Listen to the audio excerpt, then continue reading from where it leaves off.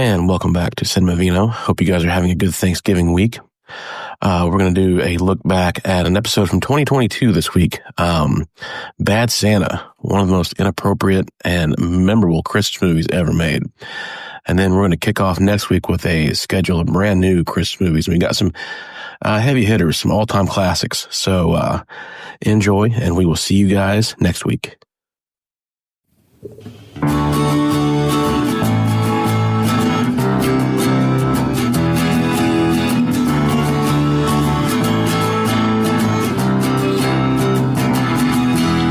And welcome back to Cinema Vino. It's good to have you guys with us. Yo, We got Taylor Owens. that's who I am. Travis Budd. Fuck you. Brad Stud. Sean Jordan. Naturally. My name is Todd Wofford. And so this time we're going to continue our Christmas series, Chapter 2. We're going to look at Bad Santa, which is a dark comedy cult classic for Christmas. And we're going to drink a little Elk Cove Pinot Noir from Willamette Valley. Oh, this is lovely. It is tasty. I splurged a little bit and got something a little bit nice. This would be a great gift idea for somebody who likes a good Pinot Noir, a good bottle of red wine. Elk Cove is a good choice. They make a good red. They make a good Pinot Gris. They're just... Do you mind if I ask price point? Around 30. Oh, well. Yeah, so this is a first bottle. This is not a second or third of the night. This is This is a starter bottle. This is one you want to taste. Yeah. This would be a great, before everybody really gets into stuff, to have a bottle. Mm-hmm. Before you start picking keys out of the fishbowl kind of thing. Yeah. So, everybody still has a clear head. Mm-hmm. But yeah, this is a nice lighter bodied Wine suppository. Sorry. A nice, full-bodied, red, it's not crazy heavy. It's not crazy sweet. It's an easy drinking, approachable bottle of red wine. Sorry, not suppository. I meant cracky sack. I want the suppository. Oh, That's a hell of a gift idea right there. It's like Wine suppository? wine suppository, advent calendar. Yeah, butt And chug. it's you're just putting one in your butt and you don't know what you're going to get. for an enema. Yeah. Yeah. That's a good way to be I think regular. it's called boofing? What? I know what I'm Googling tonight. Incognito search mode away. You need those ads. You're not going incognito. Actually, yeah, I do like those ads. They help me find other stuff. I like to get tracked. Also, that's kind of my kink is people knowing where I've been. Yeah. So hurt me, Google. I want you to watch. Yeah. So yeah, if you're looking for a good Pinot Noir, Elk Cove. It is good. tasty. Yeah. And again, the wine lover, give it as a gift. So. Wine hater, give it as a gift. Yeah. Exactly. Yeah. I mean, Go fuck yourself. who's going to turn down booze as a gift? Yeah. Other than, somebody who obviously doesn't drink, but it's Sober, right. yeah. If you drink, Mormons, yeah. Yeah. So there's a few people. But anyway, back at it. children. Bad A Santa. little before bedtime, help them sleep. It's Yeah, fine. Exactly. Don't think I haven't been tempted with that. Yeah, I just say, just do it. Here you go, Hour. Littleton. Have a $30 Pinot. Mm-hmm. Yeah. No nip. That's what they do in France. They start drinking when they're 3 years old. They start giving them, shard and stuff. Might as well. They have the best palates. That's why Yeah. they live to be 110 years old over there too. They just drink olive oil. And eat cheese. Yeah, they're drunk and happy. Yeah. So Stanky cheese. We. so this was released November 26th, 2003. Odd 3. So 19 years ago, amazingly. Christ. Yeah. This does feel like it was 19 years ago. It does. Yes. It really, really does. different time. Those were the days. They were. This grossed $76 million against a $23 million budget. So pretty decent sized hit. Directed by Terry Zwigoff, who directed, I believe it was Who's Harry Crumb, if I remember right, and Ghost World. A couple of movies. It was executive produced by the Coen brothers. So story focuses on Willie, played by Billy Bob Thornton, who is a drunken, broken down department store Santa who moonlights as a safe cracker. He runs a scheme with Marcus, who's a dwarf, played by Tony Cox, who acts as Santa's elf. They case the shopping mall, figure out its security alarms, and rob it after it closes. Willie cracks his safe while Marcus sweeps for merchandise, a la supermarket sweep. And then the next Christmas, they just find a new mall and head out. This operation would go on without a hitch if it weren't for Willie. His drinking gets worse, his repugnant worldview gets uglier, his self-loathing gets deeper. His methods get progressively sloppier, and by the time they get to Phoenix, everything seems to be falling apart. Just as our heroes are on the brink of being caught, the mall general manager, John Ritter, gets suspicious and hires his PI to snoop around Willie and Marcus for dirt. Is he a PI? I thought he was. He's a security. He's like the mall detective. Yeah. The mall head of security. Yeah, the head mall cop. So at the same time, Willie meets Thurman Merman, played by Brett Kelly, who's an oblivious, overweight kid who lives with his senile granny, played by Oscar winner Cloris Leachman, and gets bullied by the local skater kids. Skater boys. With an I. They said, "See you later, boys." Yeah. Also, Thurman, excellent head of hair. Yes, that's right. Very curly. Mm-hmm. Thurman is a potent combination of likable and pathetic, and he thaws even Willie's cold heart. He becomes slowly protective of Willie, albeit in a mean, edgy, drunk stepdad kind of a way. At the same time, Willie finds an unlikely love interest in Lois, played by Lauren Graham of Gilmore Girls fame. Fuck me, Santa. Exactly. Used to be my ringtone. She interacts with him, engages him, forces his humanity to come out of dormancy, and the remainder of the movie is pretty much dedicated to which force will win over Willie, the angel, or the devil on his shoulder. So that's what I got for a description. I'm curious to hear your guys' thought. I'm assuming everybody here has seen it before. Yes. I never saw it in theaters. Really? So I saw it partially, maybe on TV. So today was like the first day I actually saw it all the way through. Interesting. And like unedited. And it was the director's cut. Yeah. Oh, wait, you had the director's cut? Yeah. Was that Bad-er Santa? Yeah. Oh, was that what it was? So because when you asked, I was like, no, it's just the first Santa. I had the option of choosing between the director's cut, the original, and the unrated version. Yeah, I think I bought the unrated version back in the day. Okay. And I don't think there's a huge difference. It's not a huge difference. I think it's just slightly more boobs. Yeah. Oh. Because I own the unrated on Blu-ray or DVD or whatever, and I saw the original in theater, so it's like, I can't honestly tell you the difference. Yeah. I don't know. So Director's cut, I'd be curious to know what the difference is on the director's cut, though. I guess I don't know. I'm assuming just raunchier. No, the director's cut is typically like edited differently. It's the unrated version that's usually raunchier. Yeah. It's like different scenes or like elongated scenes, I guess. They are elongated. Yeah.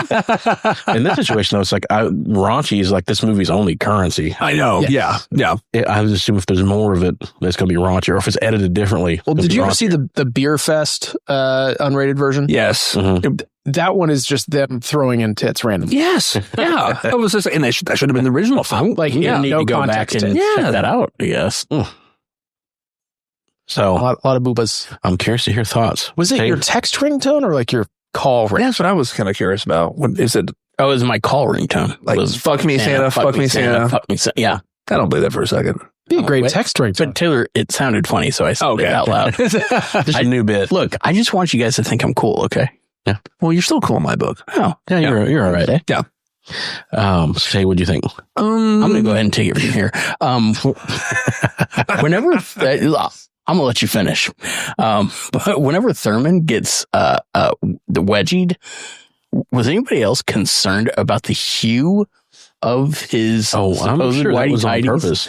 Like, did he off yellow? Yeah, I don't know if Grain was doing laundry, and I don't know if he could do anything other than make sandwiches. So when I saw those, I was like, "That's hilarious." That makes sense. And then he got closer to the camera, and I was like, "Oh, all right, Taylor. I'm sorry. Continue." I am glad I didn't spend 2003 watching this movie. Mhm.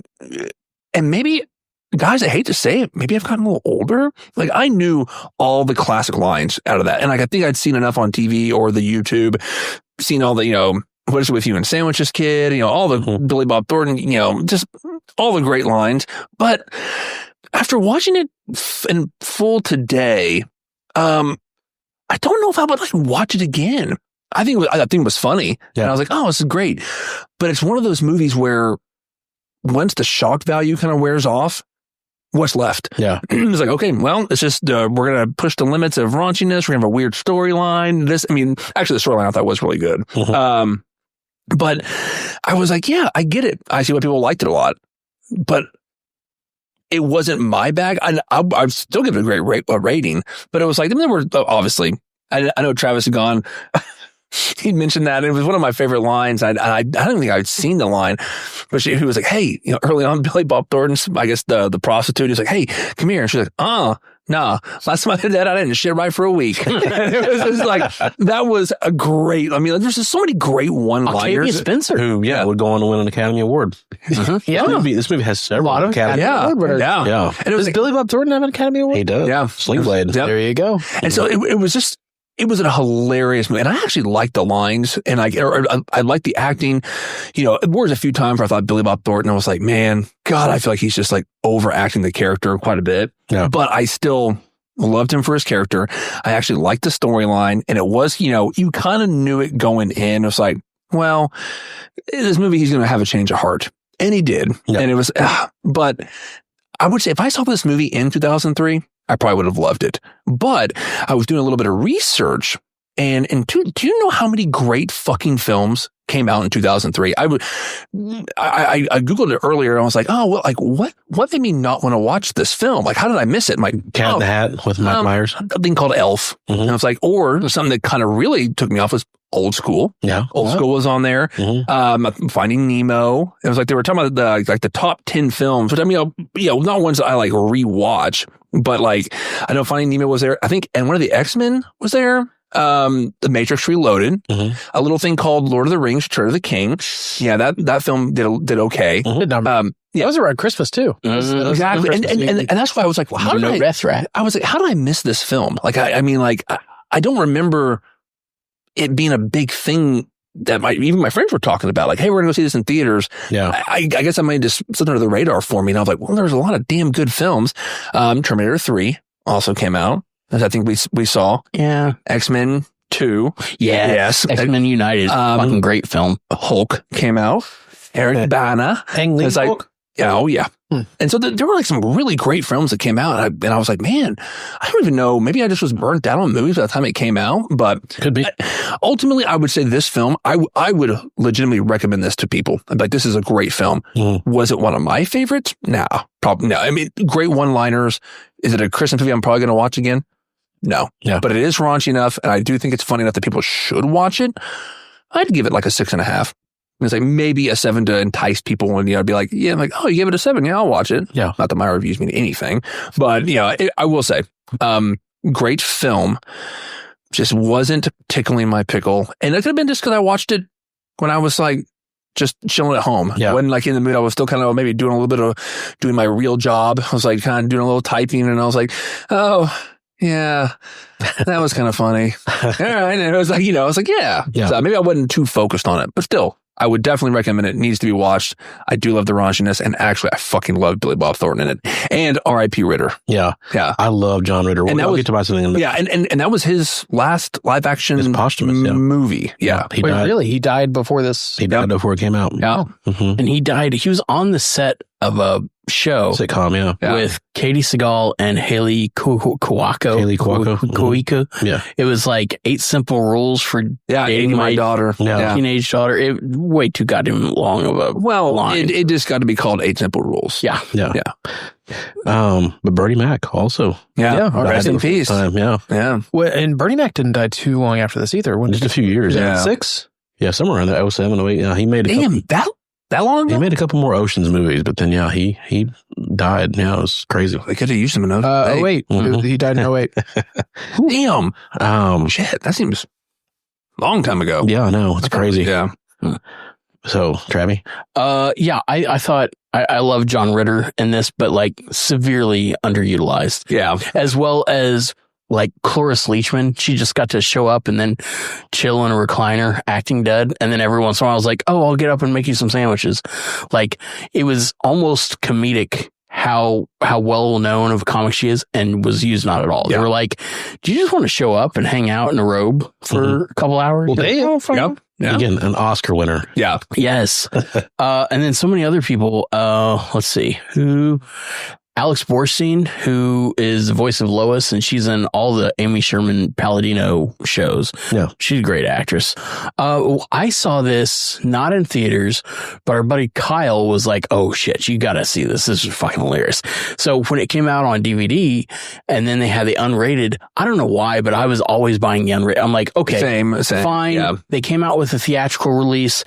this was the golden age of DVDs coming out, because they would come out and then they would either call it a director's cut or unrated, and they would be like, oh, now we're going to get to use all the alternate versions of the jokes that were too strong or would have, pushed it past an R rating or a PG-13, whatever. We're no holds barred. I'm like, fuck yeah, I want to see the stuff you weren't allowed to use. The American Pie rule. Yeah. Exactly.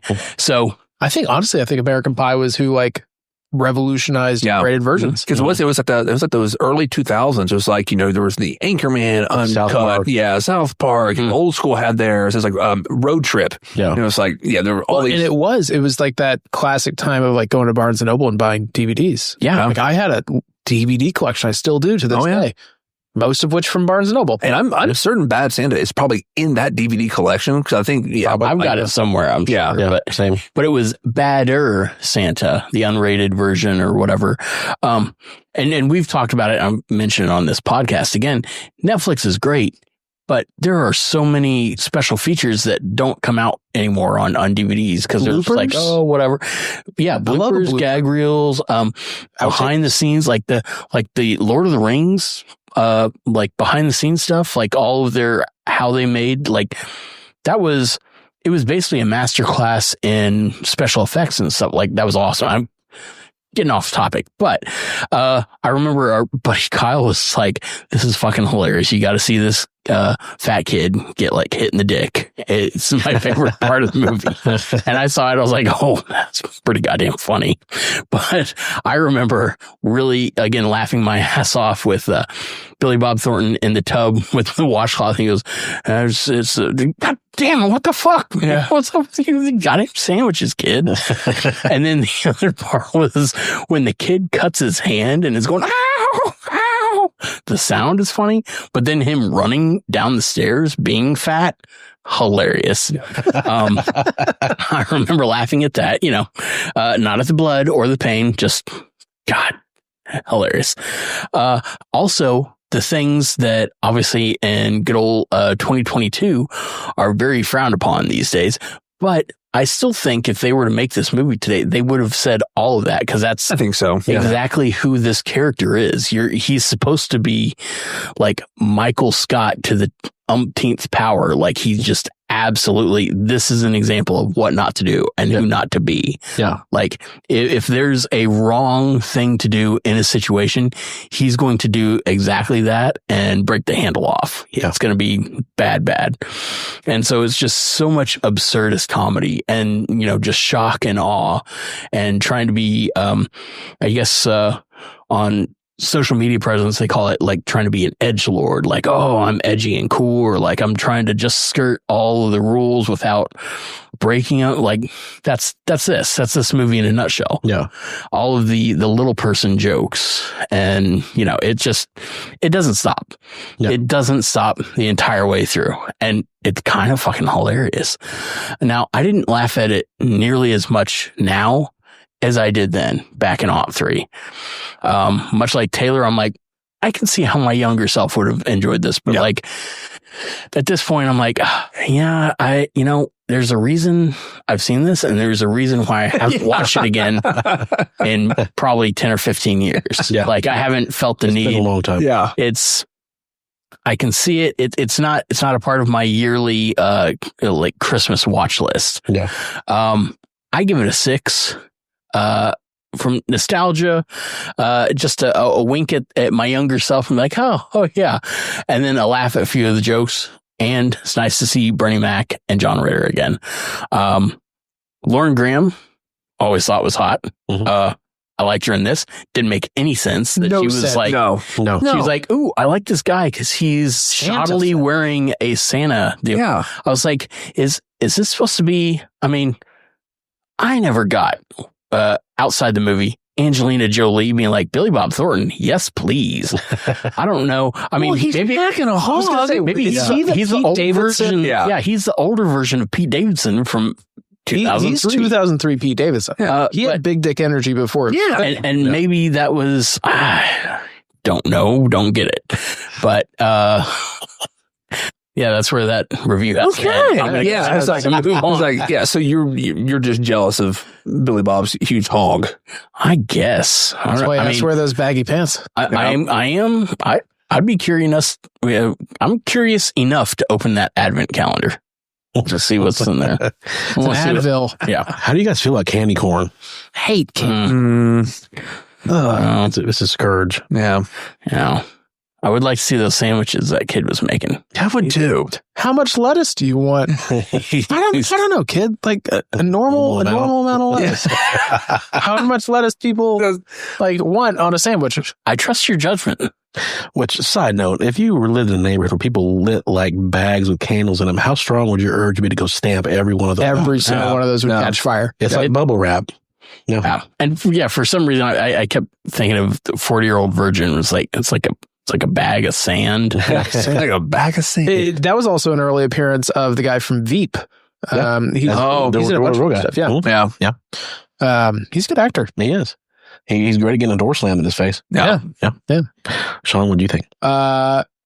Echo all your thoughts. So I was 13 when this movie came out, so I was not legally allowed to go see this in theaters. But you're still the prime age for it, though. I was the exact age for this movie. Yeah. I think I probably saw it like a year or two later on DVD. Obviously, one of my friends had it because he was probably 17 and could buy it from Barnes & Noble. I loved this movie when it came out, and I think it kind of just naturally fell out of my scope, like my eyesight, it just sort of fell out, and revisiting it, it's not better.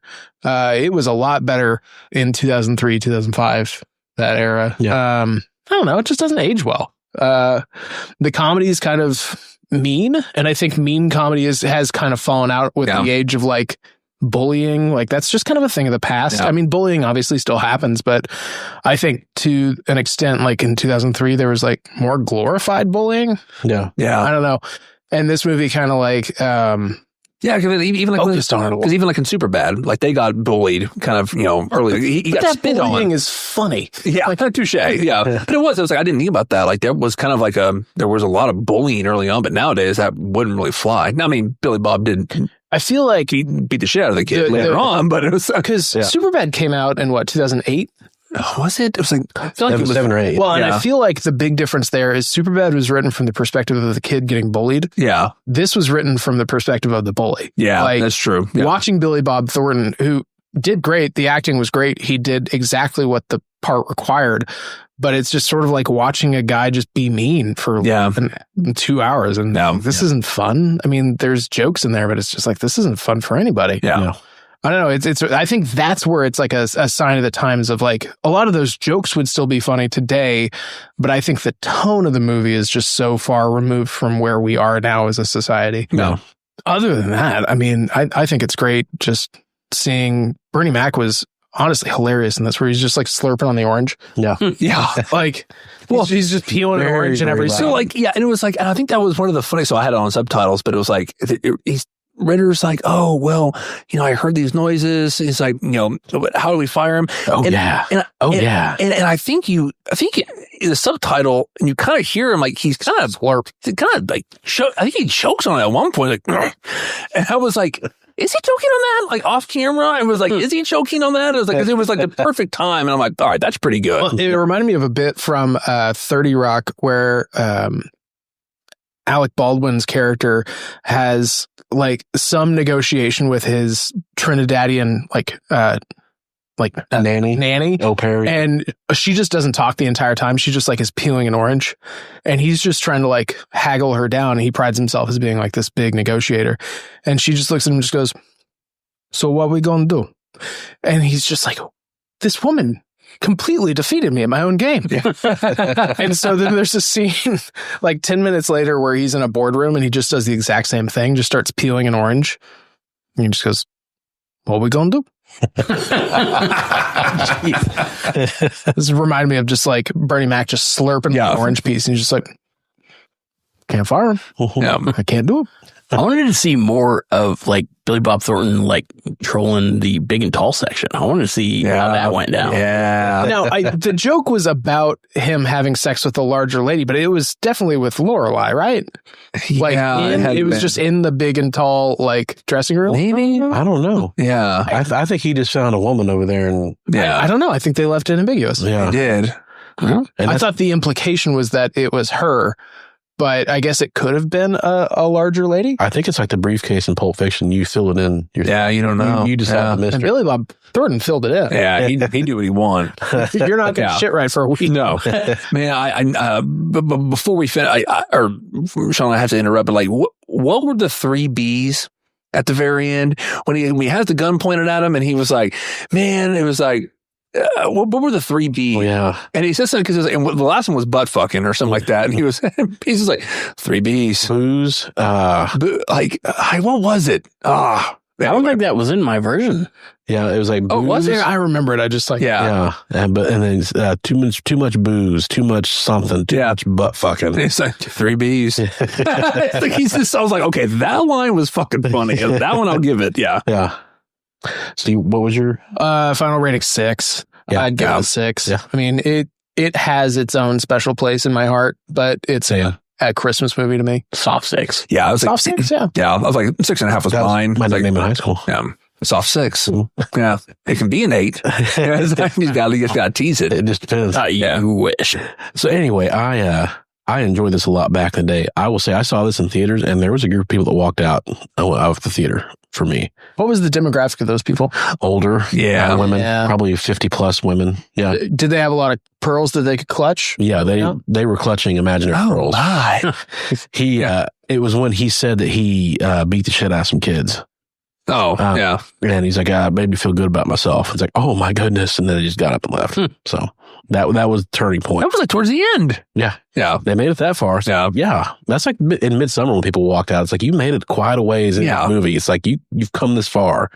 Somebody jumping off a cliff gets to you. It's like, suck it up. It wasn't the jumping. It was the malleting afterwards. Yeah. Yeah. It was the bone crushing. It was well done. It was. So this, for me, has a lot of nostalgia. I enjoyed it. I laughed a lot during this movie in the theater, like younger, like you said. Yeah, did you laugh at it this time around? I laughed, but it was like laughing at myself back in the day. Like it time machine. Well, it goes back to like that. It's that shock value at the time. Yeah. I mean, because 2003, there wasn't a whole lot of social media.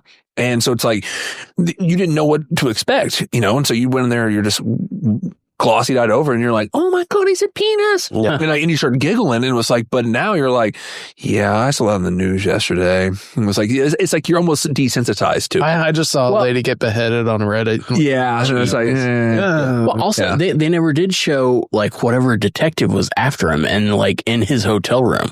Like they just dropped that. I thought that was going to be another Bernie Sanders. Yeah, I think that was Bernie Mac. Bernie Mac. Yeah, That's a whole different movie. I would watch that. No, I think it was supposed to be Bernie Was Mac. it? Yeah. Okay. Yeah, he was the one who was digging around. Yeah, that's how I took it. Okay. If Bernie Sanders walked out of that hotel, I would give this a whole extra point. I'm once again asking for bad Santa. But yeah, I at the time, it's like Billy Bob Thornton's great in the lead role. I mean, people had mentioned Bill Murray potentially being cast in that. I could see it also. There's a few other people. This was his second movie with John Ritter, Sling Blade, right? Sling Blade, yeah. Sling Blade was first, and then Bad Santa. Yeah. Sling Blade was what, 2001? 96. Okay. Damn, that was it? Yeah, it was. Damn. Ritter is awesome. I mean, like I write in my review that like it's a small part, but he gets like every drop of comedy that he can out of every single thing. Yeah. He's very much like the hand wringing, like mall manager. Yes. Bernie Mac is great. I mean, it's like the kid is great. Playing Thurman, it's tough to play somebody that vacant, like emotionally vacant, and he does it really well. Just that kind of blank. It reminds me of The Simpsons when Santa's little helper takes a frisbee right to the eyeballs. Thurman kind of has that look on his face all the time, like he's about to get whacked in the face and not even blink. So I enjoyed it. I enjoyed it now because of how much I enjoyed it. Then it's difficult to separate the two. So, I mean, I wavered between 7 and 7.5. I give it a 7.5. Yeah. That kid was kind of scary though, because somebody would talk to him or say something to him, and he would just look blankly at them. Yeah, You're just like walking. You're like, oh fuck, I'm intimidated. Yeah. But, you know, and I write this in my review. It's difficult for me. I couldn't go any higher than that because it's like I couldn't necessarily recommend something that I know some people might be offended by. Yeah. It's tough. It's like Midsummer. How high can I rate Midsummer knowing that like half the people in the theater left?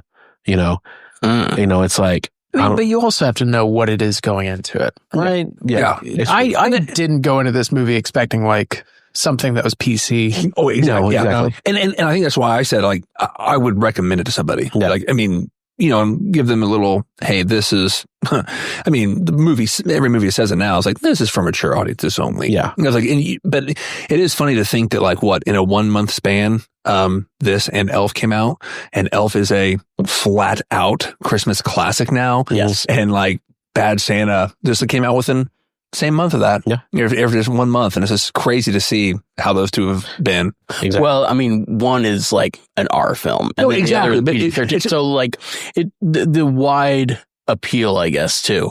But I mean, when somebody says Bad Santa, at least for me, I'm like, oh, I know exactly what you're talking about. But you're right. It doesn't have the rewatchability that Elf does. Yeah. And that's what I'm saying. I just find it so funny that like two polar opposite films came out, and it makes me wonder, you know, that time it's like, you know, I'm sure in the movie sets they're always talking or like, hey, you know, this production company's doing like this classic, we got to go raunchier, like, you know, like, we got to be the antithesis of this film, we have to do it. So I'm always kind of wondering that. And also after you said it, it was like, I wonder how long John Ritter was on set. I bet it was like 2 days, if that tops. And it was like, they were just like, all right, man. And it's like, you're pretty big comedian name. It's like, we'll see ya.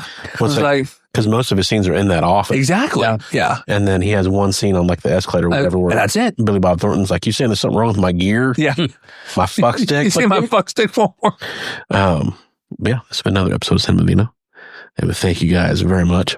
We've got T.O., TB, Fuck me, Santa. SJ, Merry Christmas. and I'm TW. And happy birthday, Jesus. Yeah. Yeah, Travis. Oh, this comes out on Yeah. your birthday. Yeah. Oh, yeah. Or Jesus. Yeah. A date which will live in infamy. Pearl Harbor Day. There you go. Parents were banging like crazy. We could have done Tora, but you know. Wait, they didn't bang like crazy on my birthday. Well, you know what? They probably did. on Pearl Harbor. Yeah, They did. They do say that triggers labor. Yeah. So, Yep. I just like all the There's Pearl Harbor Santa. songs that came out of it too. Mm-hmm. That time of the year. Celine Dion's My Heart Will Go On. That was a great Pearl Harbor song. Probably the best. Yeah. Josh Hartnett was there, and so was sinking Affleck. anthems go. Yeah. Yeah. Yeah, sinking ships ago that have been attacked by the Japanese. And it was like, that's the best song. Yeah. Well. So we will see you guys next time. Great movies, only drunker, and not with a bang, but with a whimper. And a little more booze, a little more bullshit, and a little more butt fucking. Ooh, The 3 B's. we can only hope. From your lips to Santa's ears. Merry Christmas.